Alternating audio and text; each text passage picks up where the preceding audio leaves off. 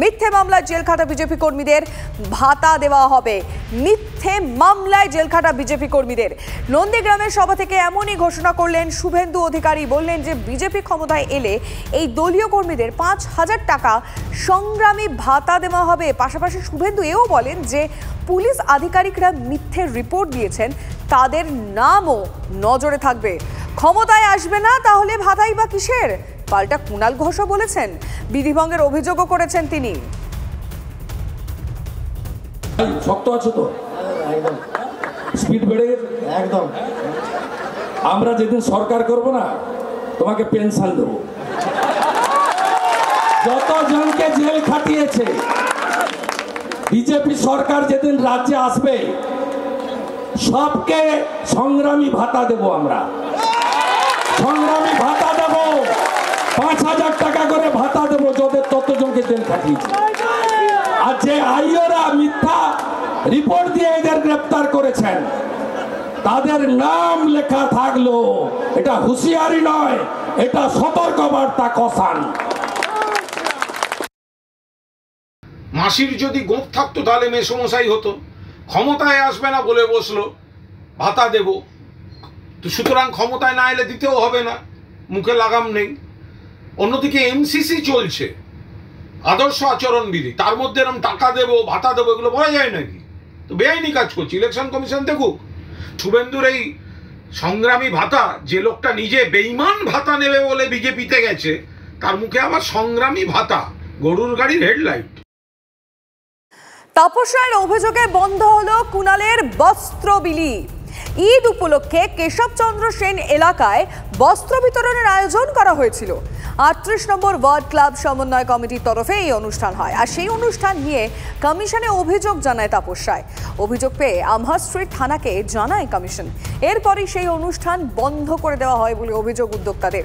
যদিও নির্বাচন কমিশনের তরফে যেটা জানানো হয়েছে যে ওই এলাকায় অনুষ্ঠান করার জন্য অনুমতি চাওয়া হয়েছিল কমিশনের থেকে, কিন্তু অনুমতি দেওয়া হয়নি কমিশনের তরফে। 4টে নাগাদ হঠাৎ করে বললেন কি এখানে প্রোগ্রাম করা যাবে না। আচ্ছা, থানা থেকে কিছু বলা হয়েছে? তারপরে থানাতে ওরাই বলেছিল, থানা ছিল, আমাদেরকে ডেকেছিল, তখন আমরা বলেছি না তাহলে আমরা প্রোগ্রাম করব না। এখানে তো না কোনো ইলেকশনের প্রচারের ব্যাপার ছিল না, ইলেকশনের কোনো বিষয়বস্তু ছিল, এটা একটা সাধারণ ঈদ। তো এখন ইলেকশনের সময় এসছে, এটা তো আমাদের কি করার আছে? বা পয়লা বৈশাখ, এখন ঈদের ইলেকশনের সময় আমাদের তো পলিটিক্যাল কর্মসূচিই ছিল না।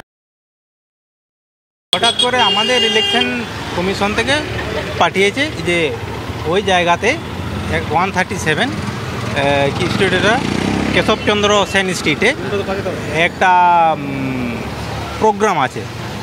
তো সেই প্রোগ্রামে কোনো মানে পারমিশন দেওয়া হয়নি ইলেকশন কমিশন থেকে। কিন্তু এটা তো কোনো রাজনৈতিক অনুষ্ঠান তারা করছেন না।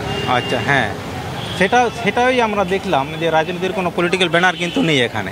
কিন্তু যেহেতু না ওরা বললেন এখানের অ্যাড্রেসে যেহেতু একটা পারমিশন চেয়েছিলেন, পারমিশন যেহেতু নেই, সেই হিসাবে আমাদেরকে পাঠিয়েছিল আর কি। এক অভিযানেই তোলপাড়, বিস্ফোরণের তদন্তে গিয়ে মার খেল কেন্দ্রীয় এজেন্সি, উল্টে তাদের বিরুদ্ধেই মামলা। তৃণমূলের জাতীয় নির্বাচন কমিশনে নালিশ হয়েছে, ধর্ণা, রাজ্যপালের কাছে দরবার, পাল্টা ময়দানে বিজেপিও নেমেছে। আদালতেও ধাক্কা খেলেন ভূপতিনগরের ওসি। এনআইএর উপর হামলা তদন্তভার থেকেও তাকে সরিয়ে দেওয়া হলো।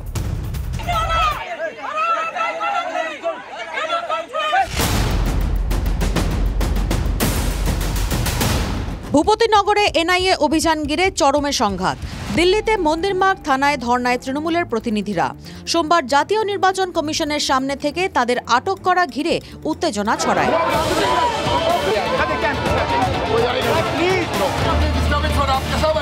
মঙ্গলবার থানায় ধর্না নিয়েও নতুন নাটক।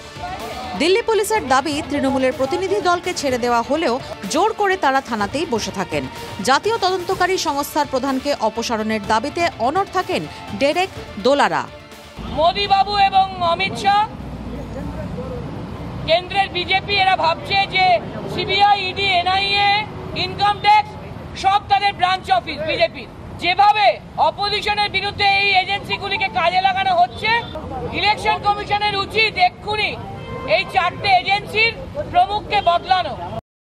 এখানে যখন বিরোধীরা কিছু করে তখন কলকাতা পুলিশ বা বাংলা পুলিশের কি ভূমিকা থাকে। আর এই কথায় কথায় ধর্না এক অদ্ভুত একটা ব্যাপক কর্মসূচি, কিছু হলেই ধর্না।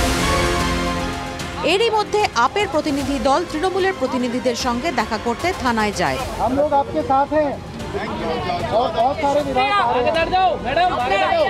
নেতৃত্বে ছিলেন আপ নেতা তথা মন্ত্রী সৌরভ भारद्वाज। मैं पूछना चाहता हूं केंद्र सरकार से, इलेक्शन कमीशन से, ये प्योरली तानाशाही और गुंडागर्दी है। তৃণমূল সাংসদদের ধরপাকড়ের পরপরই সোমবার রাতে সদলবলে রাজ্যপালের সঙ্গে দেখা করেন অভিষেক বন্দ্যোপাধ্যায়। এই প্রেক্ষাপটে রাজ্যপালকে চিঠি দিলেন তৃণমূলের সর্বভারতীয় সাধারণ সম্পাদক। তার অভিযোগ, এজেন্সিগুলিকে সঙ্গে নিয়ে ষড়যন্ত্র করছে বিজেপি। বেআইনিভাবে তৃণমূল কর্মীদের গ্রেফতার করার চেষ্টা চলছে। বারবার অভিযোগ করার পরও উপযুক্ত ব্যবস্থা নিচ্ছে না নির্বাচন কমিশন।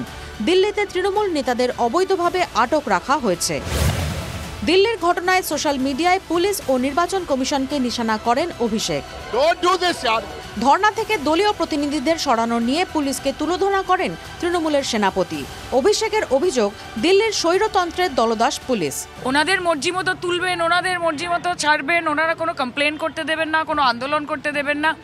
রাজনৈতিক লড়াই রাজনৈতিকভাবে লড়া উচিত ভোটের ময়দানে নেমে।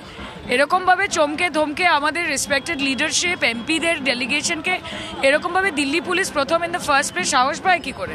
সব নাটক চলছে, মানে নাটক।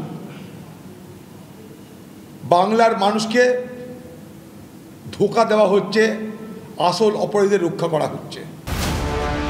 এনআইএ ইস্যুতে দিল্লিতে ধর্নার রাজনীতি তৃণমূলের, বাংলায় রাজ্যপালের কাছে দৌত্য। ভূপতিনগর কাণ্ডের টাকার বিনিময় তৃণমূলের দুই নেতাকে গ্রেফতারের অভিযোগ তুলেছিল তৃণমূল। এবার এনআইএর সেই এসপি ধনরাম সিংকে নিয়ে বিস্ফোরক পোস্ট তৃণমূল নেতা কুণাল ঘোষের। এক্স হ্যান্ডেলে কুণাল লেখেন,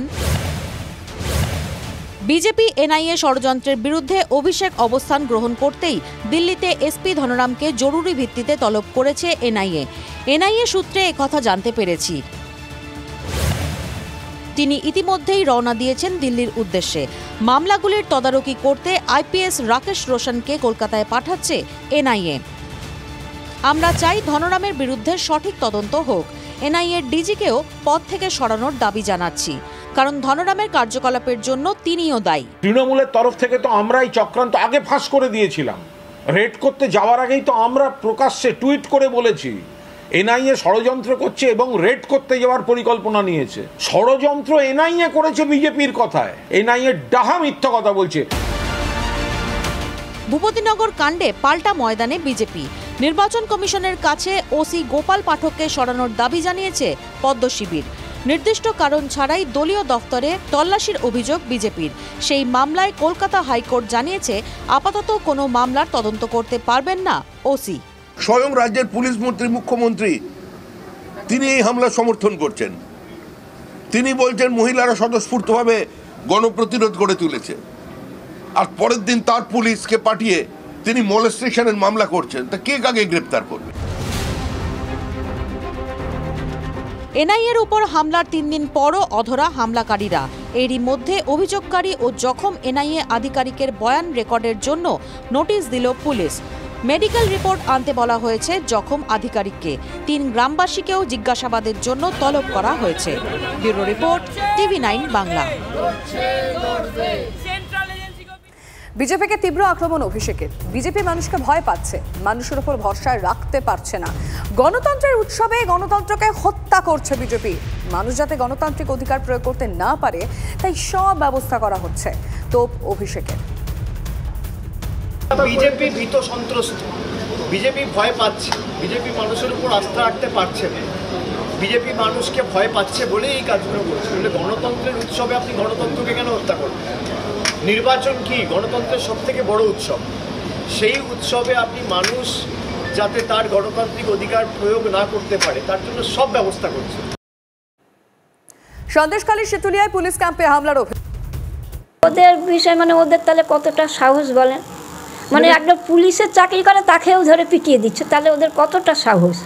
মানে পুরো গুন্ডাগারদের জায়গা ওটা। কারা করেছে শুনতে পেরেছেন কিছু? বুঝতে তো পারছি, বুঝতে পেরেও আর কিছু হয় পাটাপাটি যা হয় দিলেন টিএমসি বিজেপি এই। ছেলেকে ওই এলাকায় আর যেতে দেবে না? আমার তো ইচ্ছা করছে না, যদি পারি তো এই দিকেই বলবো যে চলে আয়, কিন্তু দেখা যাক কি হয়। পুলিশে বলেছে যে বাথরুমে পড়ে গিয়ে লেগেছে, সেইটাই শুনলাম আমরা, সেইভাবেই শুনেছি যে ওকে এইভাবে মারা ধরা তো আমরা শুনিনি, তারপরে খবরে শুনছি এরকম ওকে এইভাবে মারা হয়েছে। কি অবস্থা, কোথায় লেগেছে? পিছনে, এইটাই শুনলাম ওদের মুখে যে পিছনে রড দিয়ে আঘাত করা হয়েছে। কারা মারধর করেছে? কারা মারধর করেছে কি করে বলবো, কিন্তু ওখানকারই স্থানীয় লোকেরাই করেছে, মারধর করেছে। আজকে তৃণমূলের নেতা আক্রমণ করছে, পরের দিন সাধারণ মানুষ পুলিশকে আক্রমণ করবে। তার কারণ আছে, কারণ আমাদের রাজ্যের মুখ্যমন্ত্রী সরাসরি তিনি বিএসএফ, ইডি এবং সর্বোপরি এনআইএর আক্রমণকে সমর্থন করছেন। আপনি সেন্ট্রাল ফোর্সকে আক্রমণ করবার জন্য মানুষকে উস্কে দেবেন, তাহলে তো সমাজ নিয়ন্ত্রণহীন হয়ে যাচ্ছে। এরপরে তো পুলিশকে যে কেউ আক্রমণ করবে, ভয়মুক্ত হয়ে যাচ্ছে। আমরা তো একটা নৈরাজ্যের বাসিন্দা হয়ে গেছি, জঙ্গলরাজ বললেও কম বলা হয়। এ তো লালু মুলায়মের আমলে সেই যুগের বিহার উত্তরপ্রদেশে ঘটনা ঘটেনি, যেটা আজকে হচ্ছে। সন্দেশখালিতে যে ঘটনা ঘটেছে অত্যন্ত দুর্ভাগ্যজনক, কড়া ভাষায় নিন্দা করছি। কিন্তু যারা এই ঘটনা ঘটিয়েছে, দল মত নির্বিশেষে তাদের অ্যারেস্ট করা হোক। সেখানে যদি তৃণমূলের কেউও কোনো প্ররোচনায় পা দিয়ে কোনো গণ্ডগোলে জড়িয়ে থাকেন, তাকেও অ্যারেস্ট করা হোক। তৃণমূল কংগ্রেস সেখানে বাধা দিতে যাবে না। কিছু অভিযোগ কানে আসছে, সেটা আমি এখানে বলতে চাই না, সেগুলো তদন্ত হোক। কিন্তু যাই হয়ে থাকুক, পুলিশের উপর আক্রমণ যারা করে থাকুক তাদের বিরুদ্ধে ব্যবস্থা হোক। আমরা যেটা করেছি সেটা হচ্ছে শুধুমাত্র আমাদের যে এমপ্লয়িরা এতে পার্টিসিপেট করবে তা নয়, এছাড়াও হচ্ছে বাইরে থেকে যারা আউটসাইডাররা আছে তারা পার্টিসিপেট করছেন। মানে মোটামুটি আমরা এবারে হিউজ রেসপন্স আমরা পেয়েছি, প্রায় 2000 ফটো আমরা পেয়েছি। তবে তার মধ্যে থেকে আমরা 137টা মতো ফটো আমরা বেছে নিয়েছি। আজকে এখানে যে ডিসপ্লে হচ্ছে 137টা এরকম ধরনের বাছাই করা ফটো আমরা ডিসপ্লে করছি।